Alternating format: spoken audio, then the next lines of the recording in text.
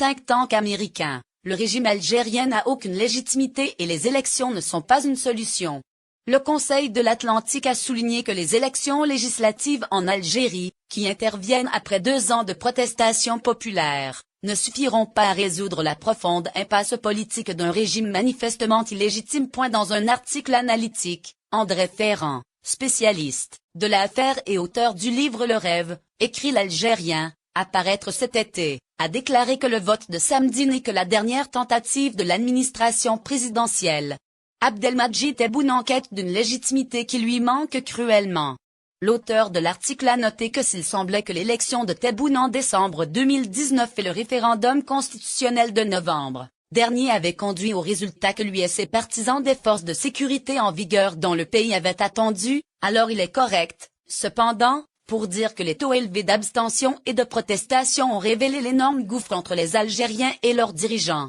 En effet, dans ce pays de 43 millions d'habitants, moins d'un électeur sur 7 a voté pour la Constitution pourtant adoptée. André Ferrand a souligné que les dirigeants algériens ont longtemps tenté de combler ce gouffre, mais cette affaire a été révélée en 2019 avec le déclenchement du mouvement de protestation qui a mis fin à 20 ans de règne du prédécesseur de Tebboune, Abdelaziz Bouteflika. Il a déclaré que les manifestations massives, qui ont éclaté à la suite de la candidature de Bouteflika pour un 5e mandat présidentiel et ont été alimentés par l'accumulation d'années de frustration et d'humiliation, ont plongé le pays dans une impasse politique, notant que la vieille garde de le régime affronte depuis 2 ans des manifestants d'une tranche d'âge beaucoup plus jeune, assoiffés d'opportunités et moins tolérants à l'isolement. L'auteur de l'article poursuit que sous prétexte d'adopter la nouvelle constitution, Tebboune a décidé en février dernier de dissoudre l'Assemblée populaire nationale, mettant fin au mandat régulier des représentants,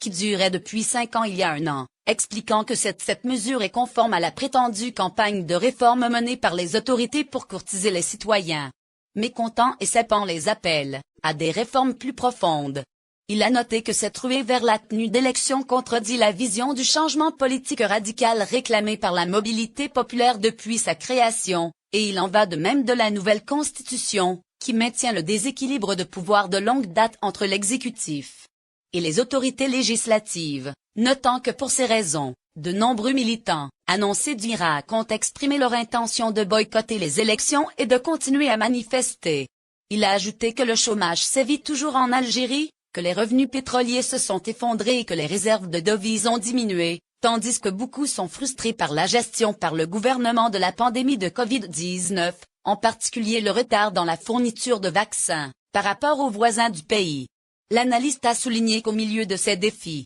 les acteurs politiques traditionnels ont eu du mal à convaincre les électeurs, notant que les Algériens qui ont encore confiance en l'intégrité des résultats des élections peuvent juger ce scrutin selon 2 critères principaux, le taux de participation et les bulletins annulés. À cet égard, il a mentionné que les résultats officiels des élections législatives, au cours des dernières décennies, ont montré une baisse générale de la participation et une augmentation constante du taux de vote annulé, un modèle courant de vote de protestation en Algérie. Si de nombreux Algériens accordent peu d'importance à ces statistiques officielles, ces chiffres restent, selon l'expert, d'une importance capitale pour le président Tebboune et d'autres membres de la classe dirigeante algérienne, considérant que leurs efforts pour encourager la participation électorale ne sont qu'une étape dans leur plus grande quête de légitimité. André Ferrand a conclu, la légitimité qui découle de la lutte pour l'indépendance a longtemps été prise comme un tour de passe-passe pour couvrir les péchés des dirigeants algériens. Avec leur départ du pouvoir, leurs successeurs sont confrontés à une question cruciale.